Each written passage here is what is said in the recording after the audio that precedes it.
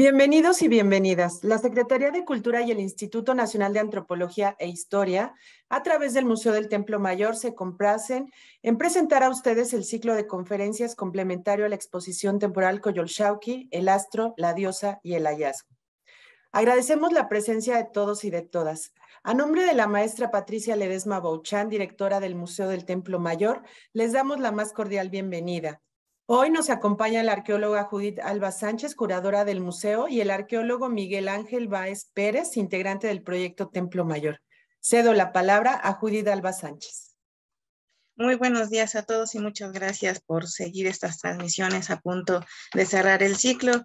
Le damos las gracias a toda la gente que nos ha seguido en todas estas transmisiones. Muchísimas gracias también a todas las personas que nos visitaron en la exposición de Coyolxauhqui.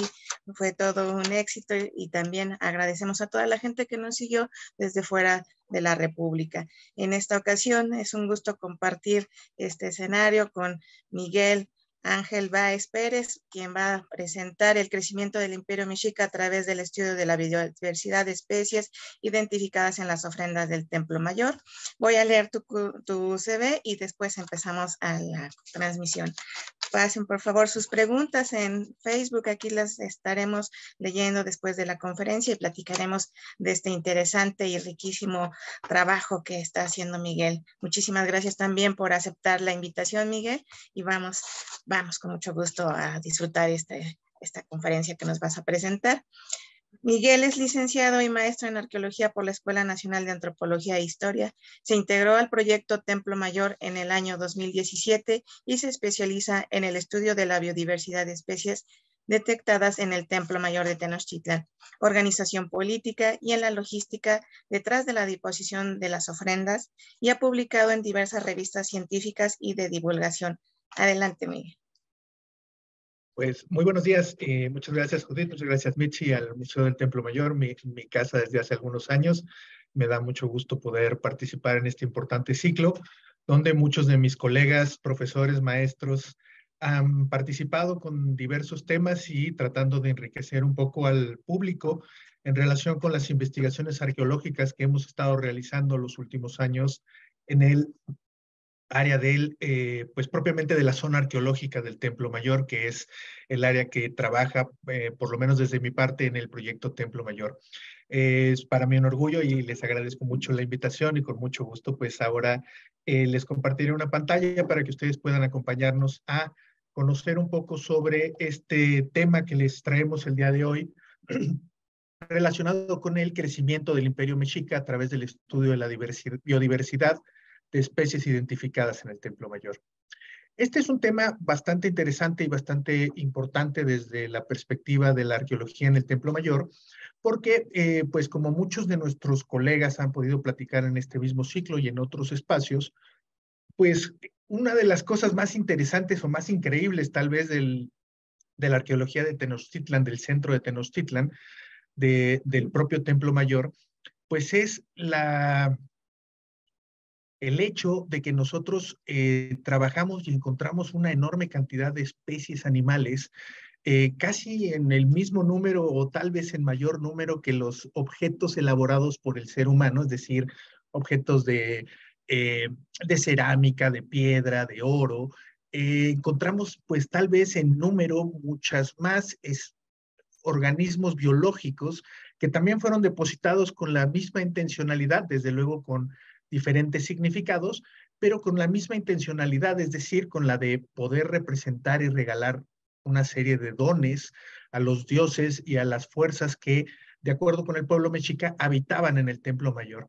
Hay que recordar, y ahora iremos viendo todo este tema, que propiamente el edificio del Templo Mayor pues estaba dedicado a las dos principales deidades de los mexicas, Tlaloc y Huitzilopochtli, y lo que hemos encontrado, lo que vamos detectando poco a poco con las excavaciones arqueológicas es que pues el espacio está perfectamente dividido, es decir, el norte del Templo Mayor se encuentra bastante bien definido por el complejo de Tlaloc y las ofrendas dedicadas a este dios que tienen que ver con el agua, con el culto a la fertilidad. Y al sur, que es un área que hemos explorado un poco menos por diversos motivos relacionados pues con la propia geografía del Templo Mayor, pues ahora hemos podido trabajar una sección que se ubica hacia el sur directamente asociada con la capilla de Huitzilopochtli, y hemos encontrado pues obviamente el opuesto complementario, que es ofrendas dedicadas al sol, a la guerra, y esto pues nos ha ido revelando una serie de diversidades en cuanto a los complejos arqueológicos. El interior de estos complejos, de lo que nosotros en un momento les platicaré, que son estas ofrendas que hemos encontrado, pues es muy llamativo porque, como les digo, tiene una enorme cantidad, desde luego, de objetos, pero también una importantísima cantidad de organismos biológicos que nos hacen pensar en la forma en la que entendían a la naturaleza y a la propia biodiversidad en hace 500 años los mexicas y los nahuas del centro de México. Entonces, lo que voy a tratar de platicarles hoy de una manera más o menos breve y más distendida usualmente que las charlas académicas que tenemos en los congresos, es poderles platicar un poquito cómo es que nosotros nos hemos dado cuenta, cómo es que nosotros hemos ido evolucionando esta idea de entender estos complejos de biodiversidad que fueron encerrados en estas cajas de ofrenda, y cómo es que estas especies nos van revelando pues propiamente una historia política que tiene que ver con las conquistas realizadas por el Imperio Mexica, de las cuales pues tenemos cierta información relacionada con las crónicas novohispanas, con las crónicas hispanas, pero también con algunos documentos relacionados y propiamente indígenas, como por ejemplo la matrícula de tributos, que será uno de los documentos en los que es uno de los documentos en los que más me he apoyado para poder ir desarrollando mis investigaciones. Entonces, pues les recuerdo brevemente, el Templo Mayor pues es propiamente para los mexicas y para la cultura muchos años y mucho tiempo llamada azteca, y que hoy nos estamos centrando mucho en llamarla solamente la cultura mexica. Es un espacio divino, es un espacio muy particular. Lo que nosotros conocemos como la zona arqueológica del Templo Mayor, pues es propiamente una zona de alta ritualidad y de alto contenido político, ubicada al centro de una gran ciudad, de una gran capital imperial como Tenochtitlan. Piensen que el islote de Tenochtitlan pues debió haber albergado en algún momento tal vez más de 150,000 personas, es decir, una población bastante amplia para las ciudades prehispánicas, y el área específica que se descubrió gracias a la Coyolxauhqui, que vemos ahí un poco al centro, que a través del proyecto Templo Mayor con el profesor Eduardo Matos y ahora con el doctor Leonardo López Luján, pues hemos ido descubriendo una enorme área, una importante área, tal vez cerca de 2 hectáreas, un poco menos de 2 hectáreas, dentro del corazón de la Ciudad de México, y en ella pues hemos encontrado una enorme cantidad de edificios y sobre todo una buena cantidad de ofrendas dedicadas a estos edificios y a las deidades que albergaban estos edificios. Lo interesante es que, al contrario que muchos otros yacimientos arqueológicos en México, pues el área que nosotros nos dedicamos a excavar propiamente es un área netamente ceremonial, netamente de culto, y se nota muy claramente en los hallazgos que nosotros realizamos. Si bien encontramos a veces algunos de los edificios que estaban pues dentro del gran recinto de México Tenochtitlan, poco es lo que, por ejemplo, nos dan de información referente a la vida cotidiana, la alimentación, porque pues en estos lugares es muy complicado y prácticamente imposible encontrar, por ejemplo, cocinas o casas propiamente habitacionales, que es algo que alrededor del centro de la Ciudad de México es bastante común, y que nuestros amigos del proyecto de arqueología urbana y de salvamento arqueológico del Instituto Nacional de Antropología se encargan de hacer las investigaciones en estas áreas externas.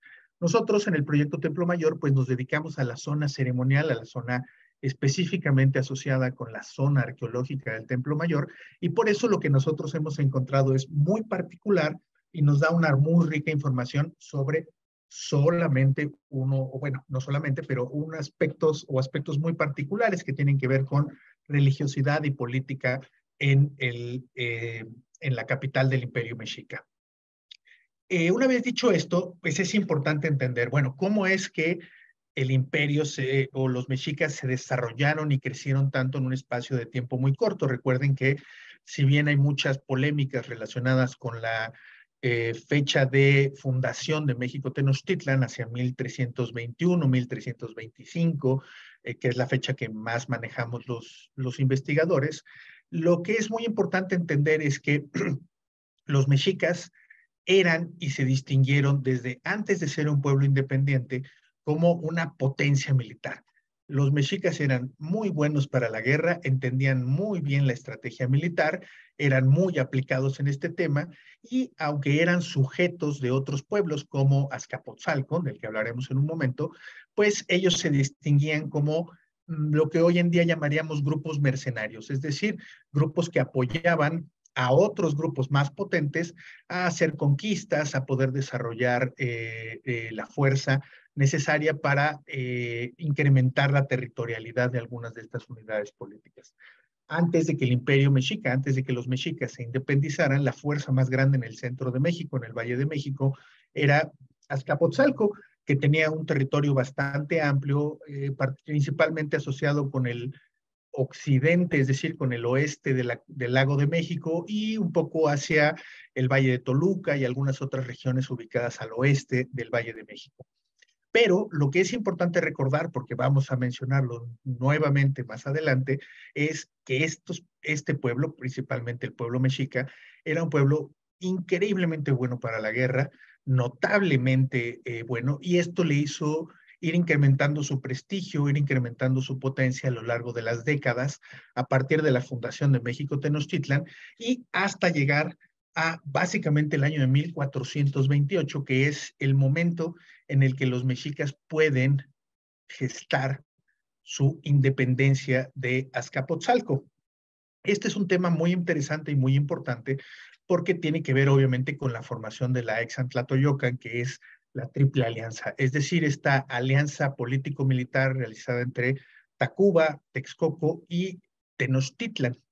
Estas tres unidades políticas se juntaron hacia estas fechas para poder eh, conquistar, poder dominar a su señor, al gran señor de la región, que era Azcapotzalco, y entonces establecer un nuevo orden político. Y esto es muy interesante porque nosotros lo vamos a ir viendo poco a poco dentro de los edificios del Templo Mayor como el momento de la independencia de México Tenochtitlan respecto de Azcapotzalco es un antes y un después respecto al contexto arqueológico y al registro arqueológico que nosotros vamos a encontrar. ¿Por qué? Porque como les decía, ellos eran los aztecas, los mexicas eran un grupo subyugado, era un grupo secundario y su independencia va a propiciar que ellos se conviertan en el grupo hegemónico del centro de México. Esta hegemonía se va a ir transformando rápidamente en un imperio, ahora platicaremos de eso, que tuvo una gran amplitud, una enorme cantidad de conquistas, y estas conquistas eran realizadas con la intencionalidad de obtener una importante cantidad de tributos. Y estos tributos, ahora hablaremos de eso, pues eran reflejo propiamente de lo que existía en las zonas que eran conquistadas. Entonces, los arqueólogos pues nos vamos dando cuenta poco a poco conforme va creciendo el Templo Mayor y encontramos nosotros los depósitos rituales, pues nos damos cuenta de que el contenido de estos va cambiando notablemente y esto es algo bastante interesante y hace que nosotros podamos gestar una investigación como la que tratamos de llevar. Hay que recordar que entre 1428, el momento de la independencia propiamente de México Tenochtitlan, y 1520, 1521, el momento de la caída del imperio, hay un crecimiento brutal en el tamaño del imperio. Lo que ustedes ven ahorita es propiamente un mapa elaborado por mi compañera Samara Velázquez del proyecto Templo Mayor, que nos ayuda a entender un poco el tamaño del imperio antes de la llegada de los españoles. Y lo que podemos ver es que básicamente es una gran franja que ubica desde la costa del Golfo en el estado de Veracruz, el centro casi norte del estado de Veracruz, y que cruza por buena parte del centro del altiplano, los estados de Querétaro, parte del estado de México, y se va, curiosamente, por un motivo bastante interesante, se va a encontrar una fuerte limitante hacia el oeste en el río Balsas, es decir, la frontera física que existe entre el estado de Guerrero y el estado de Michoacán. ¿Por qué?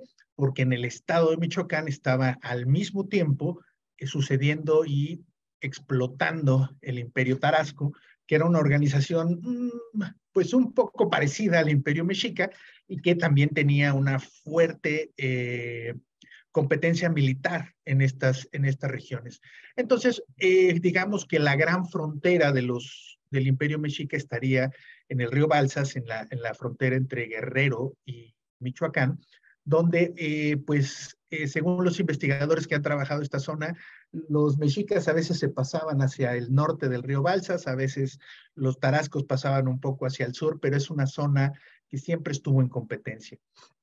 Hacia el sur estaríamos hablando de, obviamente, Puebla, el Estado de México, los alrededores de Tlaxcala, Morelos, buena parte del Estado de Guerrero, los valles centrales de Oaxaca, algunas otras regiones asociadas al sur de Veracruz y más notablemente hacia el final de la expansión militar del imperio, hacia el sur de Chiapas y un área conocida como el Choconosco, del que hablaremos particularmente dentro de un momento.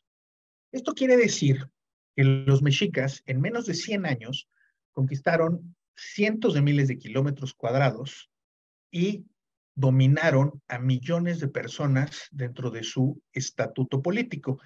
Esto, por definición, es lo que nos habla de un imperio.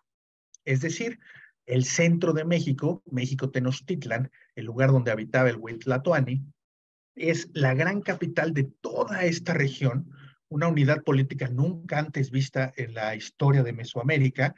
Tenemos, por ejemplo, que la historia de Teotihuacán es muy importante, muy grande, más o menos 1000 años antes de la llegada de los mexicas al centro de México, pero el caso de Teotihuacán no estamos hablando de un imperio, sino de un estado que se amplió a través de redes comerciales de una manera muy importante y en algunos casos con también el apoyo de los grupos militares, pero el control territorial era bastante más pobre de lo que nosotros vamos a ver en este momento. Los mexicas lo que hacían propiamente era conquistar por la buena o por la mala a todas estas regiones. Nosotros podemos identificar hasta cerca de 61 regiones importantes, un poco menos, un poco más, que fueron conquistadas y todas ellas eran intervenidas pobremente desde el punto de vista político, es decir, los mexicas tomaban el control de las instituciones, pero dejaban que cada una de estas regiones siguiera trabajando u operando de una manera más o menos independiente, es decir, no les interesaba meterse en los problemas cotidianos de todas las regiones que conquistaron. Lo que les interesaba era la extracción de bienes. Y esta es una característica propia de los imperios, como por ejemplo el caso del Imperio Romano podría ser un ejemplo tal vez no similar, pero parecido, en el sentido de que los romanos conquistaron una enorme cantidad de territorio en Europa Occidental, partes del Mediterráneo, Egipto, etcétera, etcétera, y ellos intervenían de una manera muy ligera la política, la controlaban, pero no les interesaba, es decir, ellos sabían que si se ponían a dominar políticamente y a tratar de meter el mundo romano a todas estas regiones tan dispares, pues eso iba a producir una enorme cantidad de problemas. Entonces lo que se hacía era más bien una intervención político-económica, es decir, los dejaban hacer lo que ellos quisieran en general, pero la extracción económica iba hacia el centro del imperio. Y esto es muy parecido a lo que sucedió en México Tenochtitlan. Los mexicas tomaron un enorme control económico de todas estas regiones y extrajeron una importantísima cantidad de bienes que nosotros poco a poco nos vamos dando cuenta dentro de las excavaciones en el centro de la Ciudad de México y particularmente en el proyecto Templo Mayor, que esto fue sucediendo de una manera muy, muy, muy particular. Y si seguimos la historia de conquista de los tlatoanis, que es lo que vamos a ubicar en este momento con un par de ejemplos, pues nos damos cuenta de que la utilización de la biodiversidad y de los recursos de cada una de estas regiones es muy notable. Tenemos que recordar en este momento que México, todo este territorio, pues México somos, incluso hoy en día, una de las 10 naciones más importantes en cuanto a la biodiversidad natural existente en el mundo. Esto quiere decir que en nuestro país y en otros como Colombia, China, la India, sucede básicamente más del 10% suceden más del 10% de las especies de todo el planeta. Esto quiere decir que México tiene una gigantesca cantidad de animales diferentes, de plantas diferentes. Por ejemplo, somos el segundo lugar mundial en reptiles, por ejemplo, solamente detrás de Australia. Somos el quinto lugar mundial en diversidad de plantas. Estamos dentro del top 10 de mamíferos, de aves, de peces, de peces de mar. Y esto hace que, bueno, obviamente, pues el territorio mexicano sea muy rico y muy diverso en cuanto a la cantidad de animales y plantas. Y como les digo, pues si el imperio se dedica a la extracción de estos bienes, pues es más o menos normal entender que vamos a ver buena parte de esta biodiversidad reflejada en los hallazgos dentro del Templo Mayor. Como les digo, la principal tarea del imperio mexica era en general extraer tributo, es decir, conquistar ciertas áreas, como les digo, a veces por la buena y a veces por la mala. La buena era obviamente negociar, ir con el ejército, pararte afuera de las regiones que querías conquistar, regiones estratégicas a conquistar, y dar dos opciones a los señores de estas regiones. Una, unirte, o dos, pelear por el territorio. Y obviamente, como les digo, pues para la pelea los mexicas eran unos buenazos y por lo tanto una enorme cantidad de unidades geopolíticas, de grupos políticos, de grupos sociales, de grupos étnicos, pues preferían aliarse y pagar tributo a ser arrasadas por los mexicas y entonces ahí sí sufrir, digamos, la parte más oscura relacionada con las conquistas imperiales, que por ejemplo podrían ser la reubicación de la población, es decir, si tú tienes una población muy peleonera, pues una de las estrategias más prudentes es desmembrar esas poblaciones, es decir, sacar a miles de personas de una región y enviarlas a otras a desarrollar otro tipo de tareas. Nosotros este tributo lo vamos a ver reflejado en documentos como el Códice Mendoza, pero particularmente, digamos, su original, aunque el Códice Mendoza es un documento bastante interesante, está basado este documento, por lo menos en la parte relacionada con el tributo, con la matrícula de tributos, que es este documento que ustedes ven, donde se hace toda una relación específica de todos los bienes que se solicitaban desde México Tenochtitlan para todas estas provincias. Este documento nos refleja más o menos si no mal recuerdo, unas 33, 34 provincias que cada 6 meses o cada año o cada cuatrimestre estaban enviando una enorme cantidad de bienes y que eran verdaderamente onerosos para estos pueblos. Por ejemplo, lo que ustedes más van a notar si revisan este texto, que está en línea en algunos lados y la revista Arqueología Mexicana ha impreso en un par de ocasiones, es, por ejemplo, los trajes de guerreros. Los trajes de guerrero coyote, de guerrero tomí, de guerrero mariposa, de cuaxolotl, de etcétera, etcétera, guerrero jaguar, de guerrero huasteco. Todos estos trajes son muy interesantes y para nosotros, aunque nosotros en el contexto arqueológico no hemos encontrado un traje de guerrero, lo que sí entendemos es que todos estos trajes, por ejemplo, estaban elaborados y cubiertos por miles de plumas de aves de muy diversos colores y de muy diversos tipos. Y estos, por ejemplo, en el caso del penacho de Moctezuma, estudiado durante algunos años por la doctora María Teresa Olvido y la doctora Laura Filloy, nos damos cuenta de que, por ejemplo, ese penacho tiene una enorme cantidad de plumas de diferentes aves que provienen de diferentes regiones de México y nos hablan estos vestimentas y estos arreglos de plumas, nos hablan también de un importante movimiento de biodiversidad en el México prehispánico.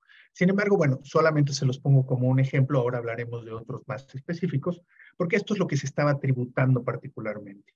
Trajes de guerreros, alimentos, mantas, pero también recursos estratégicos, que es lo que yo les comentaba, es decir, cosas que son específicamente propias de ciertas regiones conquistadas. Por ejemplo, Ustedes aquí pueden ver, esto proviene del estado de Guerrero, si no mal recuerdo, o de Oaxaca, perdón. Y estas bolsitas que ustedes ven aquí con puntos rojos son, por ejemplo, pedimentos. La banderita arriba indica es el número 20. Quiere decir que estaban pidiendo en digamos, cartucho, nos pide 20 bolsas de grana cochinilla. La grana cochinilla es un colorante, es un pigmento, propiamente es un colorante, elaborado con un insecto, se llama Dactyloporus coccus, que es un insecto que propiamente vive en ciertas especies de nopales y que es de un color blanquecino, y cuando uno lo muele, produce un color rojo muy intenso, que es el que nosotros conocemos como la grana cochinilla. Es decir, se está pidiendo algo muy específico, algo que no sucede en todas las zonas de México, y que los propios mexicas, a la hora de hacer las conquistas, pues evidentemente uno de los principales temas que veían era: ¿qué produces mucho para que eso me mandes? ¿Qué me interesa de lo que tú produces conquistado para que nos lo llevemos a la capital imperial? Y aquí arribita ustedes van a ver, por ejemplo, este atado de plumas, que arriba tiene una ramita, la ramita significa 400, quiere decir que se pide en este cartucho 400 atados de plumas. Por eso les decía yo que la pluma es uno de los elementos más interesantes, aunque poco se ve en el contexto arqueológico, es uno de los elementos económicos más importantes del Imperio Mexica, porque estaban ellos pidiendo numerosísimas peticiones de plumas a diferentes regiones. Y esto es muy interesante porque las provincias que están, por ejemplo, en el altiplano central, es decir, una zona alta al norte de México, por ejemplo, hacia Querétaro, hacia el Estado de México, ahí no están pidiendo plumas porque no son zonas propiamente tropicales donde puedan habitar pájaros y aves con plumajes de colores vistosos como los que los mexicas requerían. Pero sin embargo, si uno va a las provincias y revisa las hojas que tienen que ver con las provincias que estaban en, por ejemplo, Veracruz, pues notará que en casi todas ellas, en casi todas estas regiones, ahora hablaremos de una de ellas, pues estaban pidiendo plumas. Entonces, nosotros nos vamos dando cuenta de que los mexicas van pidiendo cosas muy específicas de acuerdo con estas regiones, y que estas cosas pues son provenientes de diversos animales y de diversos insectos y otros productos que son de muy alto interés para nosotros, para poder entender cómo es que se estaban moviendo los bienes y por qué los estamos encontrando nosotros. Ahora, ¿por qué nos los encontramos y por qué tenemos esta diferencia? Regresemos un momento al Templo Mayor y nos vamos a dar cuenta de que el Templo Mayor, a lo largo de la independencia y la construcción, bueno, más bien desde el origen de la construcción, más o menos 1325 del Templo Mayor, hasta 1520, es decir, en 2 siglos, ellos construyeron y deconstruyeron el Templo Mayor unas 7 veces. Es decir, hay 7 etapas constructivas.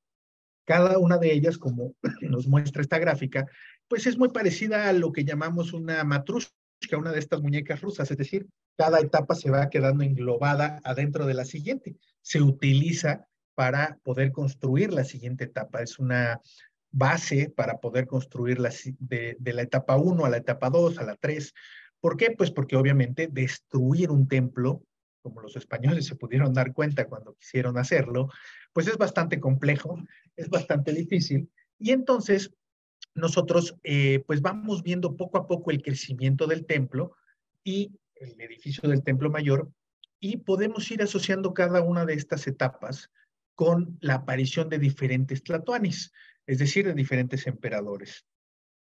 Y esto es muy importante porque nosotros hemos visto en los documentos históricos, en las relaciones propiamente del crecimiento del Imperio Mexica, pues hemos visto que algunos emperadores eran particularmente conquistadores y otros no se dedicaban tanto a la conquista, sino a la consolidación de los territorios previamente conquistados.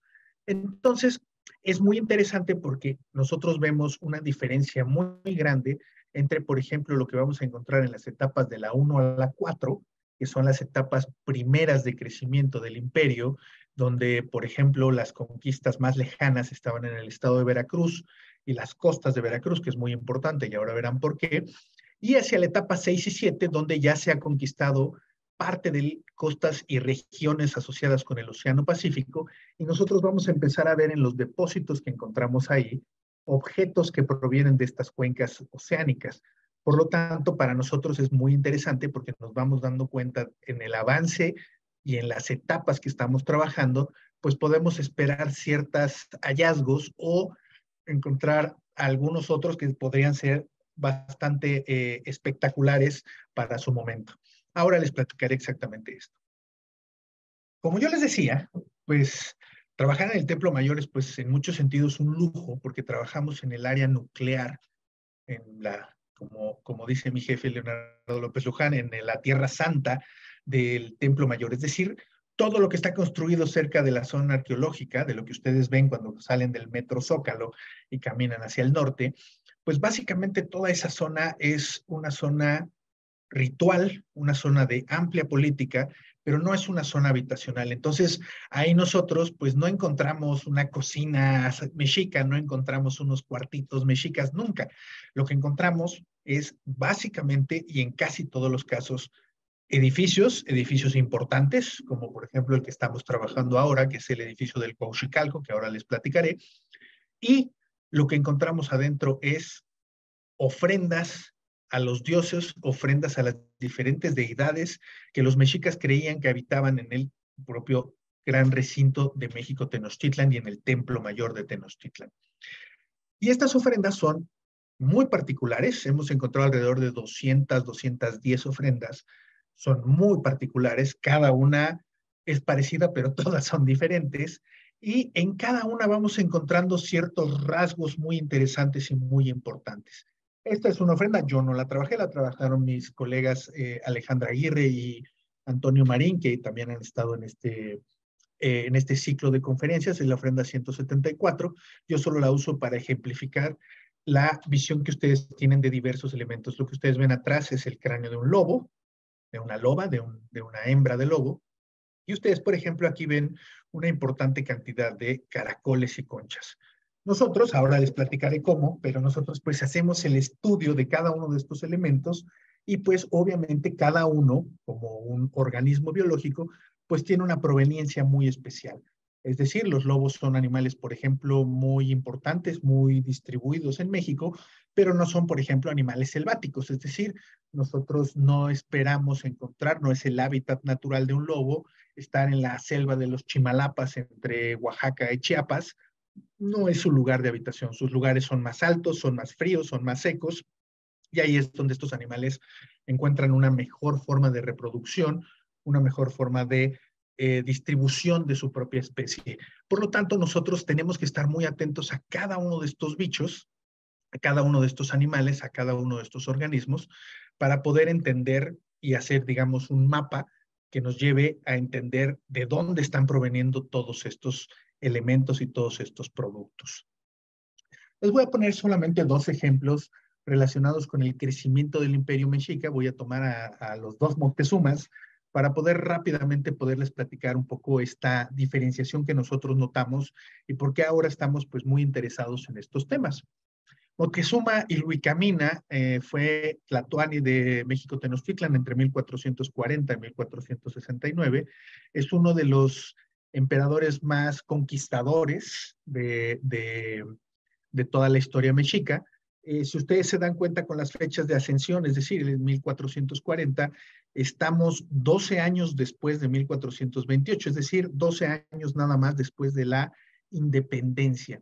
Por lo tanto, en este momento el imperio era relativamente pequeño, tal vez apenas en este momento le podríamos ir llamando un imperio, pero lo que tenía como característica muy importante Moctezuma Ilhuicamina era su potencial conquistador, es decir, él veía el mundo como un campo de conquista, como un campo de batalla, y entonces generaron una importante maquinaria militar para poder ir a diferentes regiones de México a consolidar los territorios que ya eran suyos, pero particularmente tomar otros territorios que son de gran importancia y que a nosotros nos van a ir reflejando una importante visión relacionada con lo que después vamos a encontrar para los depósitos que tienen que ver con esta época y con estas etapas, las etapas relacionadas con Moctezuma, me refiero a las etapas constructivas, y obviamente las ofrendas que nosotros encontramos ahí. Les pongo como ejemplo la provincia de Cuetlaxtla o Cotaxtla. Hoy en día es una provincia que se encuentra, es una región que se encuentra en el centro norte del estado de Veracruz, muy cercana a la costa. Es una zona netamente tropical. Y esta es la hojita de la matrícula de tributos, donde pues se muestran cuáles son los pedimentos que se están haciendo a esta región una vez conquistada. Recuerden, esto es lo que les pedían más o menos hacia 1500 aproximadamente, es decir, unas cuantas décadas después de la conquista, pero es una manera interesante de verlo justamente. Ustedes pueden ver, además de los trajes de guerreros y las mantas de algodón, que prácticamente todas las provincias se le pedían trajes de guerreros y mantas de algodón, ustedes pueden ver al lado que se están solicitando besotes de oro, que están aquí arriba, cerca de las letras, este costalito que tiene un fardo, pues, que tiene cacao. Es muy interesante porque en el estado de Veracruz hay pues una variante del cacao bastante, un poco más pobre, vamos a decir, que la gran calidad del cacao que se produce en el Soconusco, del que hablaremos en un momento, pero justamente estas son zonas que producen esta forma de cacao. El cacao es un producto valioso y ellos están extrayendo una enorme cantidad de kilos, toneladas posiblemente, de cacao de esta región. Pero además están solicitando plumas y otros elementos como estos que son arreglos para el cabello, que están elaborados también con plumas. Es decir, Moctezuma conquista esta región y extrae los productos que para ellos son más valiosos. Desde luego, la región de Cuetlaxtla tiene muchísimos otros productos que podrían ser susceptibles a ser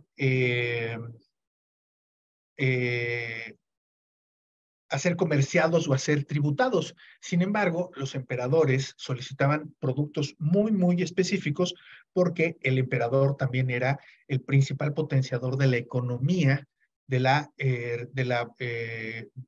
grupo mexica. Por lo tanto, se escogían ciertos elementos y ciertos otros no, obviamente. Esto que ustedes ven es una enorme carga onerosa para esta región o para cualquiera. ¿Por qué? Porque, por ejemplo, para el oro necesitas mineros, para el cacao vas a necesitar que haya agricultores trabajando propiamente para el Estado nada más, para la exportación del tributo. Plumas, es decir, cazadores, gente que sepa dónde encontrar las aves, cómo buscarlas y después cómo obtener sus plumas. Y también artesanos que van a producir los trajes de guerrero y los objetos asociados con estos trajes o los adornos. Es decir, la conquista significaba que muchísimas personas, posiblemente cientos o miles de personas en cada una de las regiones, tenían que estar netamente trabajando solo para la capital imperial. Y esto pues obviamente debió haber generado una descomposición económica muy importante en la región de Cuetlaxtla, pero una gran superávit de productos en México Tenochtitlan. ¿Qué sucede entonces? Que nosotros cuando encontramos las ofrendas relacionadas con Moctezuma y Huicamina, pues encontramos ofrendas de una amplia riqueza. Por ejemplo, esta es una de las ofrendas que está expuestas en el Museo del Templo Mayor, y ustedes pueden ver que hay caparachos de tortuga, mandíbulas de cocodrilos, caracoles, corales de tipo cerebro o llamados cerebros, y una enorme cantidad, aquí por ejemplo se ven a la izquierda abajo las placas de los cocodrilos. Estos son elementos todos que provienen de la cuenca del Atlántico, es decir, del Golfo de México. En todas estas ofrendas que están asociadas, por ejemplo, con Moctezuma y Huicamina, no vamos a encontrar elementos provenientes de la cuenca del Pacífico. ¿Por qué? Porque el Pacífico todavía no era conquistado. Las conquistas del Océano Pacífico, asociado con algunas provincias como Cihuatlán o Petacalco en el estado de Guerrero, son propiamente asociadas al emperador Ahuizotl, que es el emperador anterior a Moctezuma II, a Moctezuma Xocoyotzin. estaríamos hablando de que la conquista de la cuenca del Pacífico sucedió más o menos hacia 1490, probablemente 1480, en esa década, y hasta ese momento y hasta las etapas correspondientes con esos emperadores, es que nosotros vamos a empezar a encontrar propiamente productos provenientes de la cuenca del Pacífico. Y entonces esto ya nos da un parámetro muy importante de investigación a nosotros. Las primeras 4 o 5 etapas, básicamente solo encontramos productos relacionados con la cuenca del Atlántico. A partir de la etapa 6, 5 un poquito, 6 y 7, aunque la etapa 7 es prácticamente conocemos poco porque fue la etapa más deteriorada por los españoles en la llegada y la destrucción, o lo que nosotros llamamos la destrucción de México Tenochtitlan, pues lo que ellos destruyeron propiamente fue la etapa 7, y es donde pues obviamente fue más notorio la extracción de depósitos y la destrucción de los edificios. Sin embargo, esto es muy interesante, les digo, porque nosotros tenemos que tomar todos estos bichos, todos estos animales, todos estos productos y poder entonces hablar con los biólogos, que son en el Templo Mayor nuestros mejores amigos, y poder establecer de dónde provienen para estar seguros totalmente de que nosotros estamos de acuerdo con lo que dicen las crónicas y que nuestro contexto arqueológico pues propiamente se trata de objetos provenientes de, en este caso, la cuenca del Pacífico. Sin embargo, Moctezuma Xocoyotzin, como les digo yo, emperador entre 1502 y 1520, pues vamos a ver un caso bastante más llamativo. Su antecesor, Ahuizotl, es uno de los más grandes conquistadores del mundo mexica. Por ejemplo, a él se le atribuye las conquistas de buena parte de los territorios al centro de Oaxaca, los valles centrales de Oaxaca, las costas del Pacífico en el estado de Guerrero, y también la conquista de la provincia del Soconusco, o del Soconusco, que es propiamente de la que les voy a hablar un poquito yo, y lo vamos a asociar con los últimos hallazgos arqueológicos que hemos encontrado. La provincia del Soconusco, por ejemplo, está su lámina en la matrícula de tributos, y pues vamos a ver aquí una gran diferencia. Esta es una de las pocas regiones del Imperio Mexica donde no se están solicitando trajes de guerrero y donde no se están solicitando mantas de algodón. En la zona del Soconusco es tal vez la provincia, es la lámina tal vez más extraña de todo el documento, porque lo que vamos a ver que se están solicitando son pieles de jaguar. No se necesita saber náhuatl ni saber leer en lenguas antiguas para darnos cuenta de que se está solicitando pieles o cuerpos, pero animales muertos, de jaguares. Aquí, si ustedes ven, también se está solicitando cacao, muy parecido a lo que veíamos en Veracruz. Plumas, oro, piedras verdes, aves. Ahora les platicaré un poquito, que aquí la tienen arriba. Esta ave azul que ustedes ven aquí es un ave muy interesante llamada Xiuhtototl, que es un pequeño pajarito cuya especie es Cotinga amabilis. Es un pájaro más o menos de unos 18 centímetros más o menos de pies a cabeza, que tiene como particularidad tener un tono azulado muy fuerte en su pelaje, y el pecho color vino, color rojizo vino. Es un ave muy bonita, es un ave muy, muy bella, y nosotros podemos ver que el emperador de México Tenochtitlan le solicitaba, aquí hay otra ave del lado izquierdo, si ustedes pueden ver, es decir, cada semestre se pedían 20, 40, 60, hay 4 banderitas, 80 cuerpos de Xiuhtototl, y aquí otros 80, es decir, 160 cuerpos de Xiuhtototl cada 6 meses. ¿Por qué se pediría eso? Pues porque seguramente el plumaje de este animal era utilizado por los artesanos, y seguramente les venía mejor a los artesanos ellos mismos desplumar al animal a que las plumas les llegaran ya trabajadas. Esa es una interpretación mía, evidentemente. Pero es muy interesante porque están solicitando estos animalitos ya muertos. Ustedes lo pueden notar, por ejemplo, con el ojito está cerrado. Hay otro pedimento, por ejemplo, a una provincia del altiplano, que es la provincia de Jilotepec, donde se piden águilas vivas, y la gran diferencia es que en ese caso las águilas traen los ojos abiertos, es decir, se sobreentiende que los animales están vivos. En este caso se están solicitando los cuerpos de los Xutótotl, que es, les digo, muy interesante, es el único animal de este tipo que se solicita un animal muerto.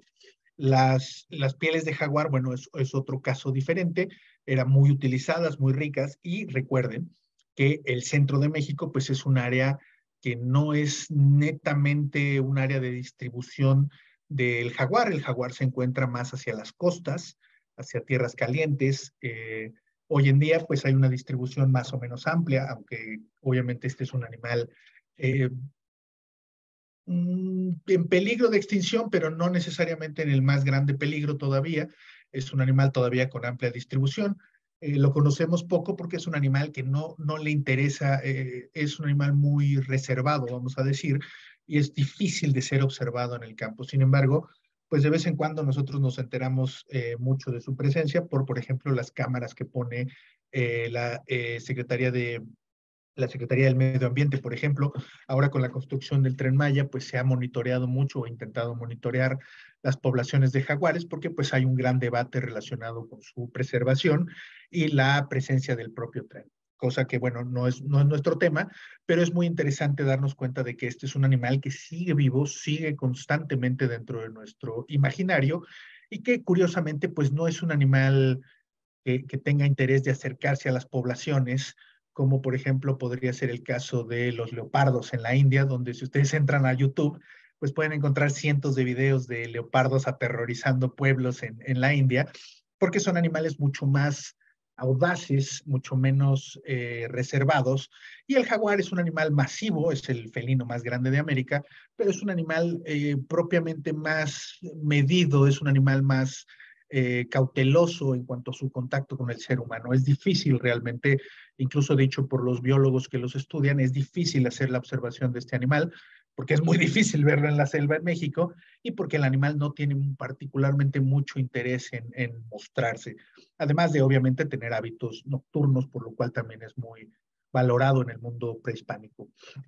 Pero lo que ustedes pueden ver es que entonces de esta provincia que está ubicada en el sur del estado de Chiapas y el norte de Guatemala, pues lo que estamos viendo es unas solicitudes muy específicas. Si ustedes se dan cuenta, pongan atención en las peticiones de plumas y se están pidiendo repetidas, es decir, hay dos grupos que son iguales, pero se están pidiendo plumas amarillas, plumas verdes muy largas, probablemente correspondientes con plumas de quetzal, plumas azules, plumas rojas y plumas verdes más pequeñas.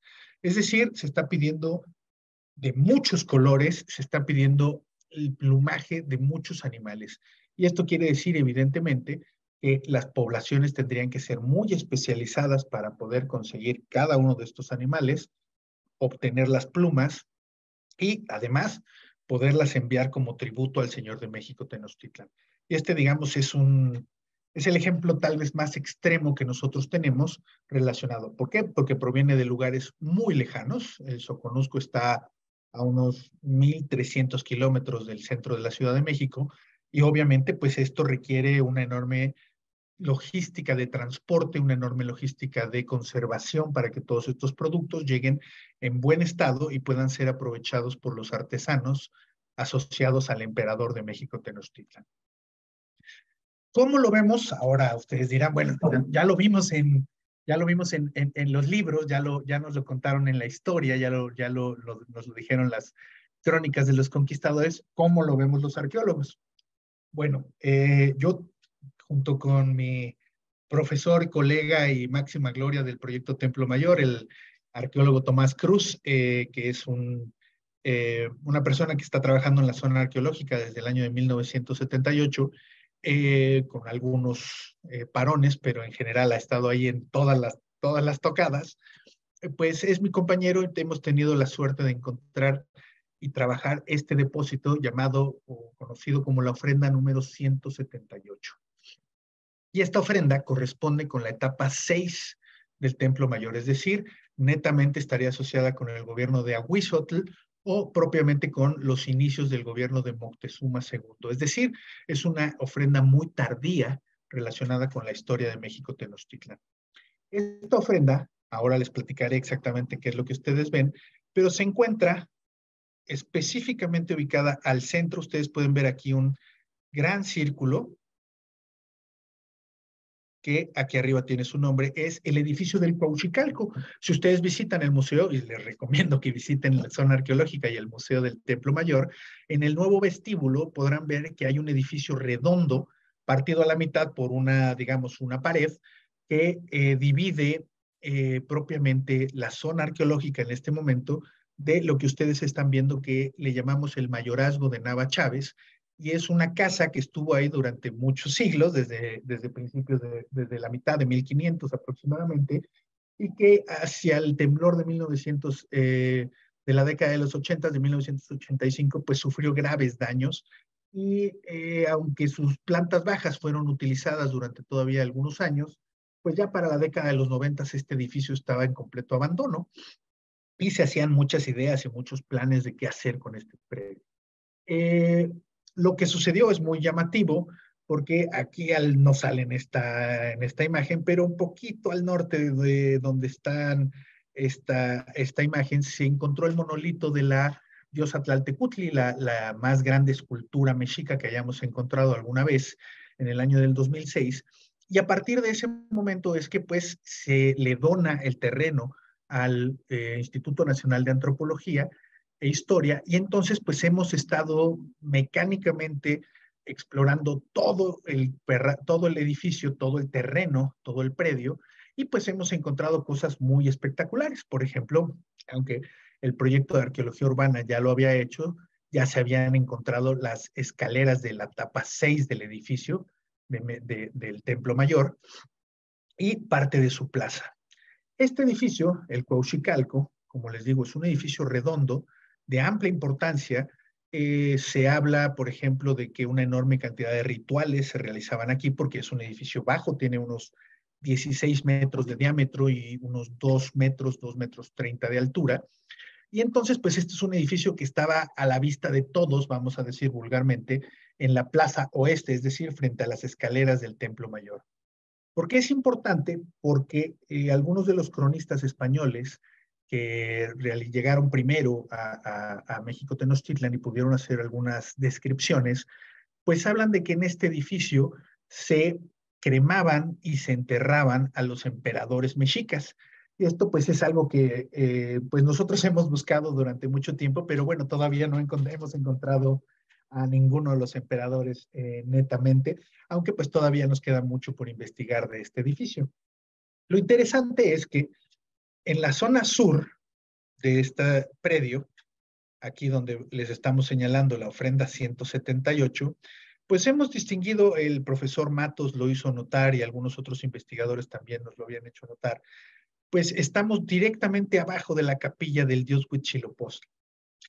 Y de manera muy curiosa, pues se nota lo que nosotros hoy llamamos el eje de Huitzilopochtli, que es una línea imaginaria que baja desde la ubicación donde estaría el templo, unos 45 metros hacia arriba, y cómo es que hemos encontrado una enorme cantidad de depósitos alineados en este lugar, y cada uno de estos depósitos, como les decía yo, pues nos hemos encontrado con un complejo que no habíamos estudiado mucho por la ubicación de los espacios arqueológicos, que es el complejo relacionado con la guerra y con el sol. Entonces, hemos encontrado la ofrenda 178, la 179, la 174 y algunas otras que todas nos van contando una historia diferente a la que uno se encuentra al norte, donde, como les comentaba yo al principio, pues habitaba Tlaloc y las fuerzas de Tlaloc, y casi todas las ofrendas están relacionadas con las potencialidades específicas de Tlaloc, por ejemplo, el agua, la fertilidad. En este sentido, insisto, pues nosotros estamos encontrando algo nuevo y por lo tanto, pues es muy llamativo para nosotros. ¿Por qué? Porque, voy a regresar un segundo, porque, por ejemplo, esta ofrenda, lo que nosotros hemos encontrado es una enorme biodiversidad, pero además mezclada de una manera muy increíble. Ahora les platicaré, pero lo que ustedes ven aquí en amarillo, al centro, es el cráneo de un jaguar, sus brazos, el área del tórax y las costillas. Aquí están los cuartos traseros, es decir, las nalgas del jaguar, y aquí estarían sus piernas. Esta es una foto del segundo nivel, es decir, esto nosotros lo detectamos aproximadamente unos cuantos meses antes de que iniciara la pandemia. Y entonces, pues fue muy llamativo porque lo que ustedes están viendo es ahora les platicaré yo con un poco más de detalle, pero lo que ustedes ven en color café oscuro, que parece simplemente tierra, son decenas de hojas de corales. Las pelotitas blancas que ustedes ven en la zona de arriba y prácticamente cruzando todo el depósito son restos de estrellas de mar. Y abajo ustedes están viendo todavía muchas conchas que fueron también encontradas y que ahora, bueno, pues ya hemos ido avanzando mucho en esta investigación, aunque todavía nos falta muchísimo por descubrir de este depósito que ha sido muy rico. Solamente por hacerles una anotación, esta semana llegamos al número de material extraído, aproximadamente llevamos 7,200 elementos retirados. Aquí ustedes pueden ver ejemplos, digamos, un poco más dramáticos, que son, pues, cómo el arqueólogo Tomás Cruz está limpiando y excavando una estrella de mar que se quedó hasta abajo y que conservó su forma. Y que hoy en día, pues, estamos investigando la manera de poderla extraer de una manera completa con alguna resina para poder conservar sus estructuras.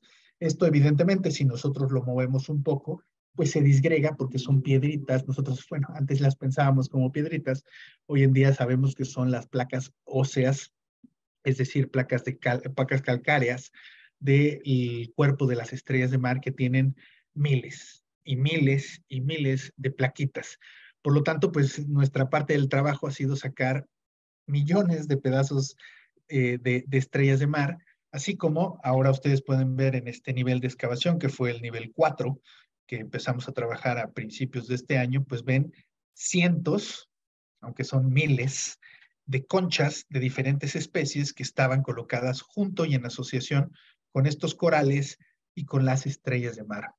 ¿Qué sucede? Pues que entonces nosotros, como les decía yo, pues inmediatamente al no ser biólogos, lo que hacemos es correr a buscar a nuestros amigos biólogos y ellos, por ejemplo, el doctor Francisco Solís, el doctor Pedro Medina, el doctor Francisco Solís es uno de los investigadores más importantes a nivel mundial de equinodermos y particularmente pepinos de mar, que también se han encontrado en algunos depósitos de Templo Mayor, y el doctor Pedro Medina, que es un experto también mundial a nivel de estudio de corales.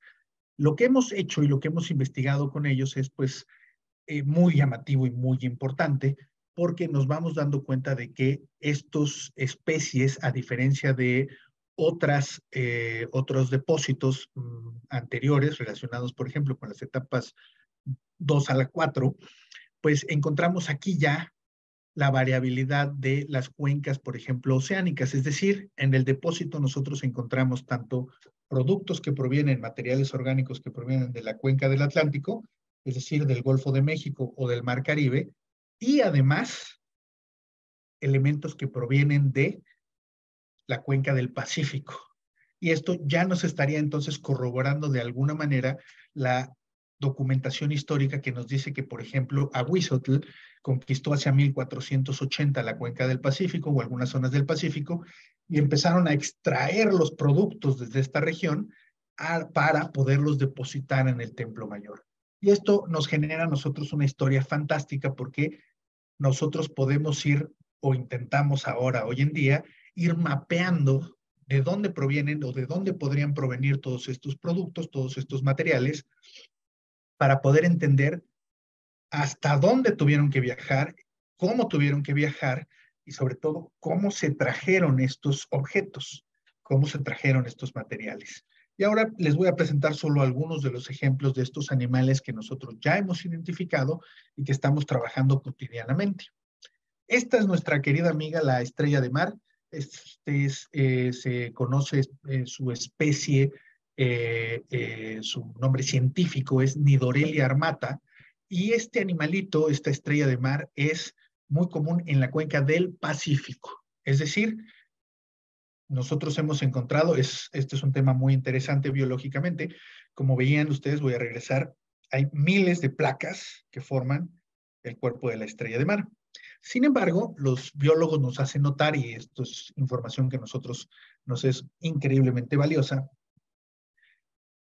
estos animalitos tienen, a pesar de que pueden ser muy grandes, de unos 40 centímetros o 60 centímetros, aunque tienden a ser más pequeños, pues estamos viendo que estos animalitos tienen solamente 10 placas que forman la boca, y son unas plaquitas muy particulares que tienen forma de revólver, y solamente tiene 10 cada espécimen. Son, vamos a decir, son sus dientes, se llaman odontóforos.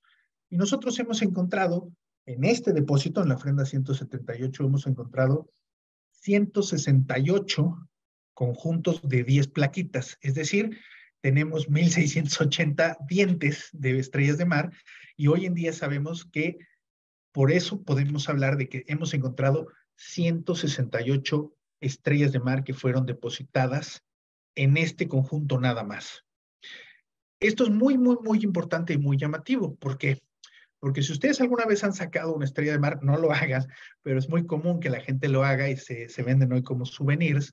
Pero si ustedes han visto alguna vez una estrella de mar en el océano, ya en la playa, estos son animales que a las pocas horas de haber salido del mar comienza un proceso de putrefacción muy importante en el que suceden dos cosas. Una, se pierde de manera muy rápida el material orgánico, y dos, huelen espantoso, a putrefacción tremenda.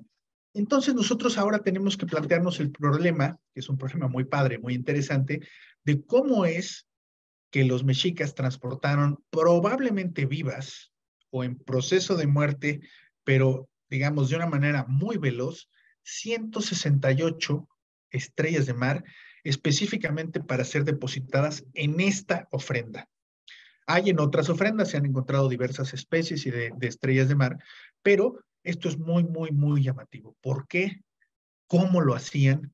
¿Qué información y qué tan rápido viajaba la información para que ellos pudieran traer todos estos productos y utilizarlos en un momento muy específico, que es la deposición de la ofrenda? Esto quiere decir que hay un sacerdote, jefe, vamos a decir, en el área del templo mayor, en el gran recinto, que coordina lo que llamaríamos la idea general del depósito, y entonces hace pedimentos muy particulares y son ejecutados.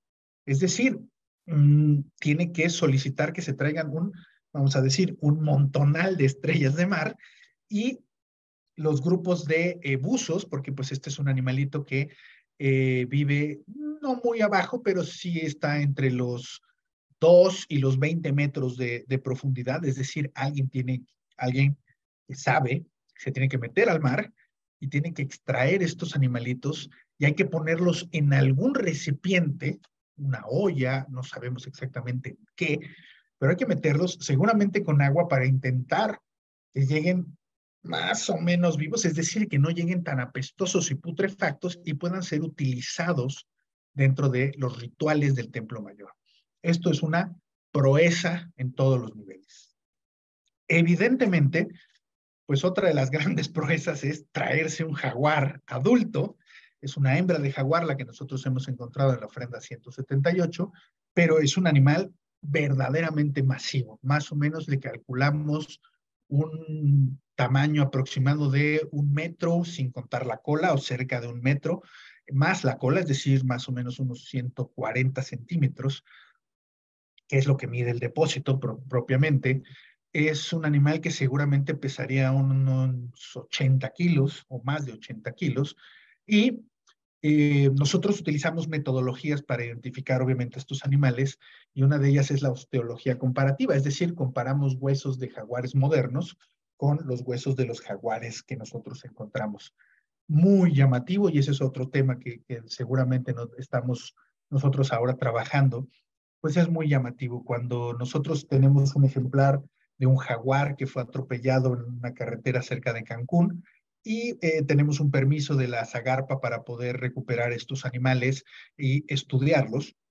Pues es muy llamativo cuando uno compara la vértebra de uno de estos animales modernos con la vértebra del ejemplar que nosotros estamos excavando, que tiene unos 500 años de antigüedad, pues el ejemplar moderno pareciera ser un niño, y no lo son prácticamente de la misma edad, pareciera ser un cachorro, comparado con el animal prehispánico.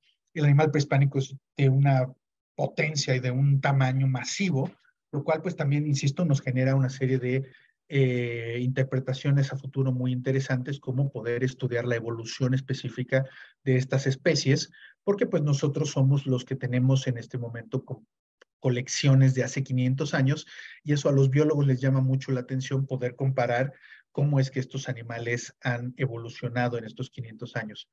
El spoiler aquí, o digamos, el adelanto es, pues que, por ejemplo, los productos marinos y también en estos bichos, como el jaguar, la pantera onca, pues los ejemplares hace 500 años eran notablemente más grandes, y hoy en día todos estos animales, particularmente los animales marinos, han experimentado un decrecimiento muy importante, que los biólogos nos hablan que tiene que ver con el calentamiento de los mares y la acidificación, es decir, la contaminación que están sufriendo los mares. Por lo tanto, hoy en día es normal encontrar poblaciones de, por ejemplo, Nidorelia armata, muy pequeñas, de unos 20 centímetros máximo, de lado a lado de radio de los brazos, y en nosotros tenemos ejemplares que podrían acercarse a los 60 centímetros, de acuerdo con las proyecciones que nos hacen ver los investigadores del Instituto de Investigaciones del Mar de la UNAM. Por lo tanto, este es un tema, digamos, aparte, pero muy, muy interesante y muy, muy importante al futuro para poder estudiar. Además, si ustedes, voy a regresar a la foto de la ofrenda, si ustedes notan, aquí cerca de la cabeza del jaguar, al norte, hay una especie de pico de pato, aquí abajo hay otro, debajo del bracito hay otro, y este es un animalito muy llamativo y muy interesante del mundo prehispánico, que es la ibis espatulada o la espátula rosa, nombre científico Platalea ajaja. Y este es un bicho que pareciera ser un flamenco, pero tiene pico de pato. Es un animal muy importante, es un animal asociado con los emperadores.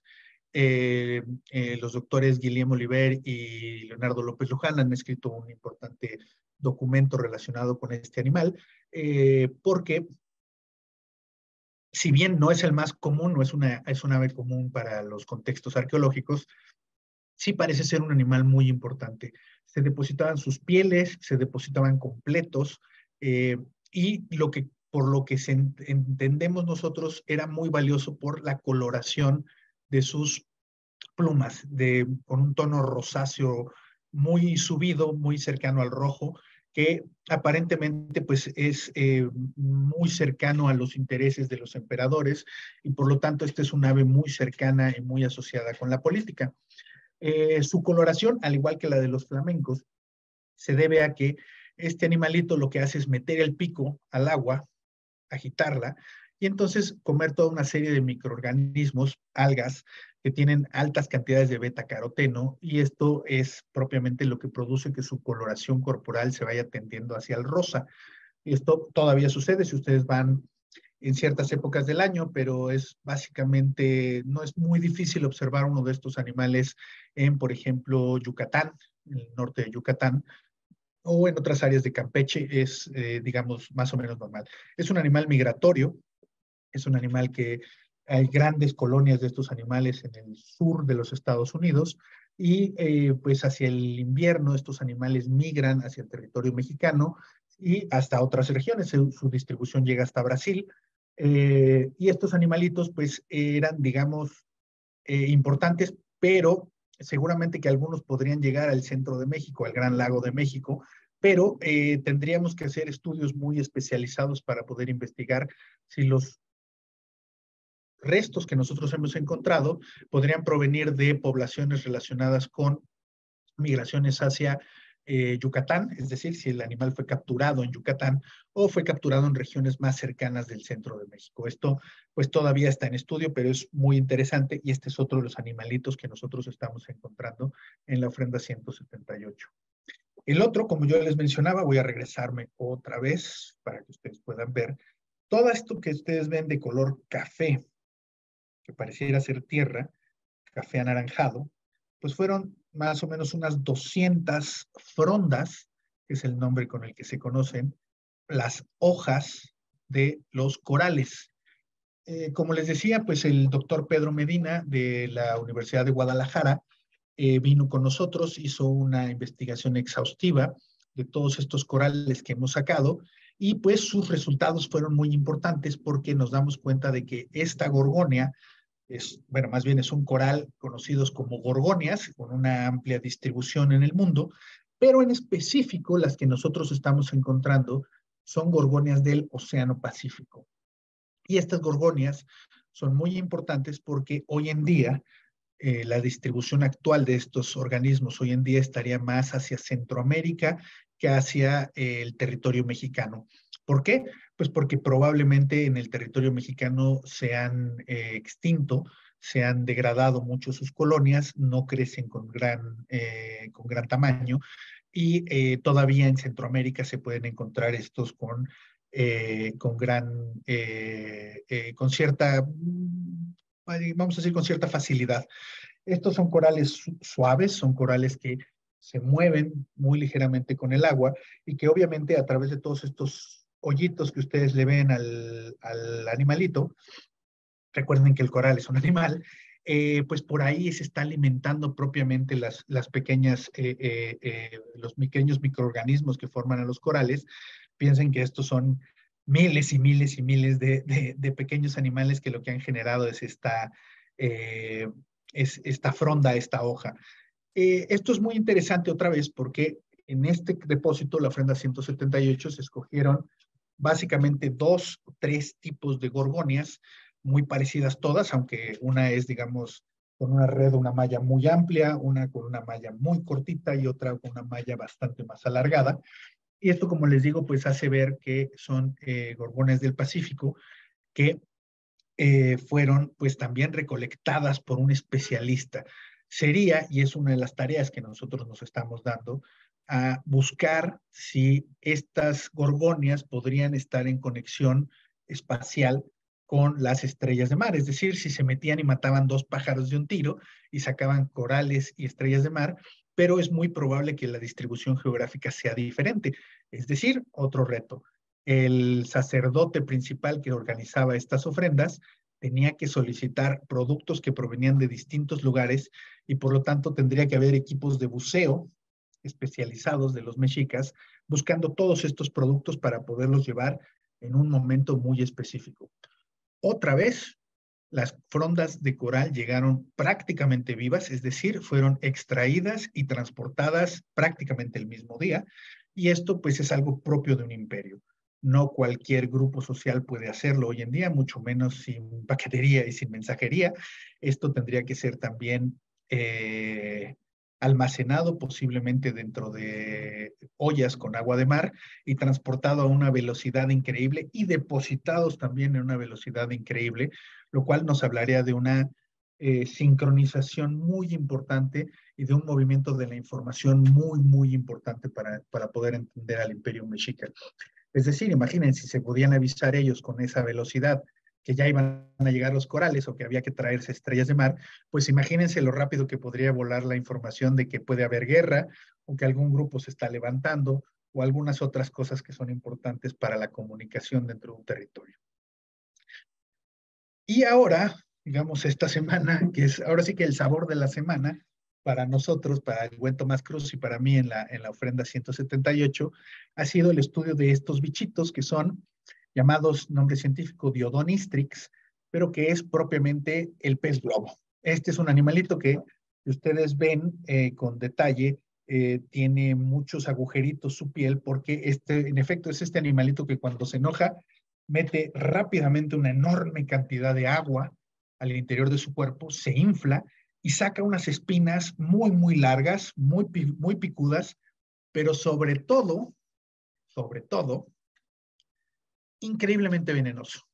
Este animalito, uno de estos bichitos, podría matar a unas 100 personas con mucha facilidad. Tiene una toxina muy elevada que hace que este no sea un animal comestible. Hoy en día se consume, hay chefs en Japón que tienen licencias especiales para poder cocinar este animal, para poder alimentar a este animal. Allá se llama fugu. Pero también sucede en Indonesia y en otras partes del sureste asiático, que se consume este animal como una delicadeza. Nosotros no tenemos información de que este animal haya sido consumido en México, es decir, que tal vez la forma en la que estaba instrumentada la cocina mexica probablemente no permitía que se pudiera cocinar este animal con cierta facilidad.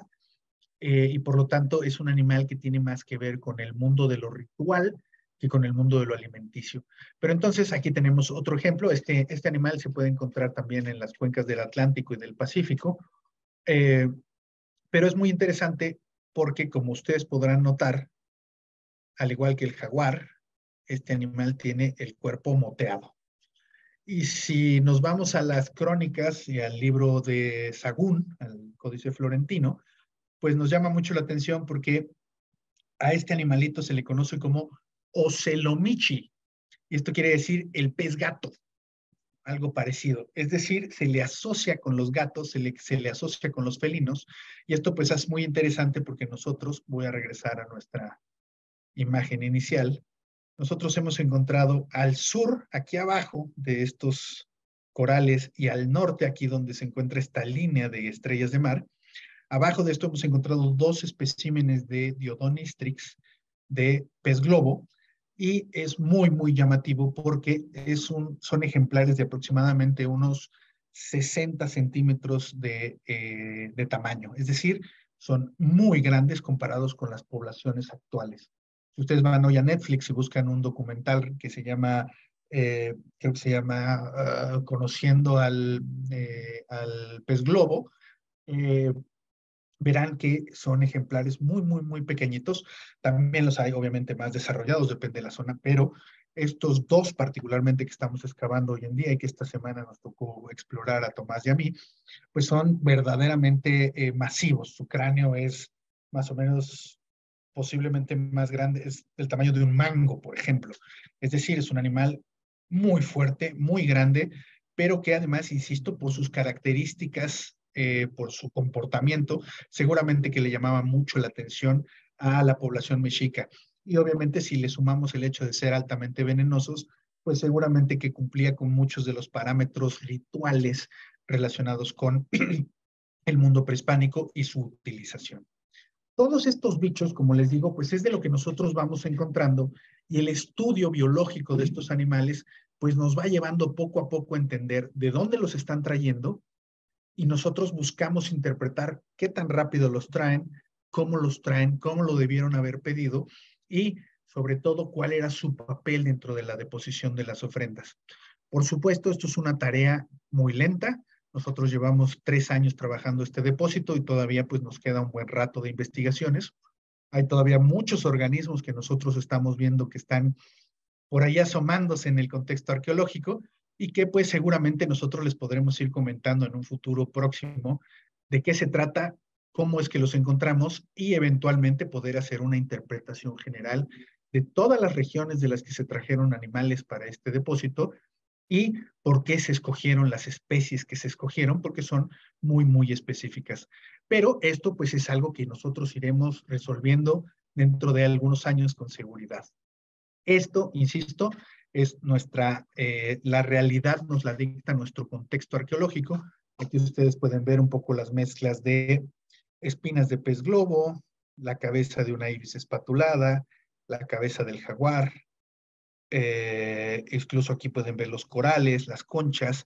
Esto amarillo que ven aquí ustedes son barras de copal, que también hay un montón de barras de copal asociadas con este depósito. Y como les digo, pues poco a poco iremos nosotros resolviendo este rompecabezas, aunque la verdad es que en este caso pues ha sido bastante complejo, además de la presencia de la pandemia que nos ralentizó más o menos 1 año y medio los trabajos, pero este año y el año anterior pues han sido ya de trabajo totalmente fuerte, y pues poco a poco vamos sacando estas decenas de organismos a través de pocos centímetros de excavación y de mucho registro y mucha paciencia para poderlos levantar. Pues esto es lo que yo quería comentarles. Espero que les haya sido de mucho agrado, espero que les haya gustado esta presentación y quedo atento para sus preguntas y le damos la palabra a Judith. Muchísimas gracias.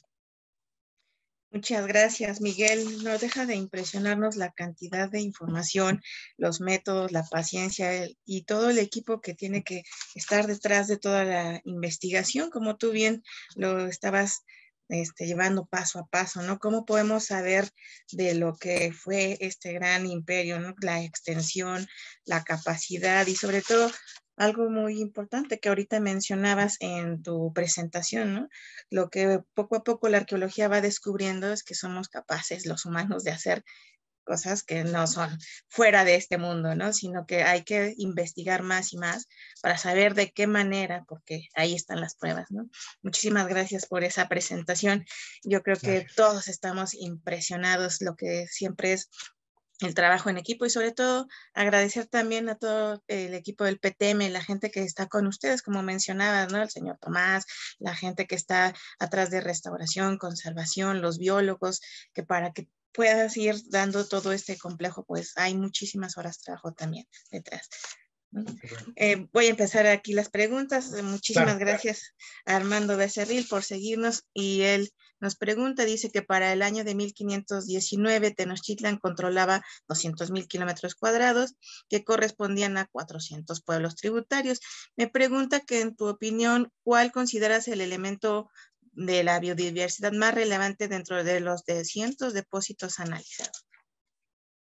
Pues es muy variable y depende mucho del depósito, pero personalmente yo veo una presencia de objetos provenientes del mar desde las primeras etapas hasta las últimas, y es, digamos, tal vez el más constante, la presencia de conchas, la presencia de caracoles, que en el proyecto Templo Mayor nos ayuda la bióloga Belén Zúñiga y en el museo nos ayuda también el investigador, el doctor Adrián Velázquez, que pues a través de muchos años de formación pues nos van ayudando a entender cuál es el papel de cada uno de estos organismos.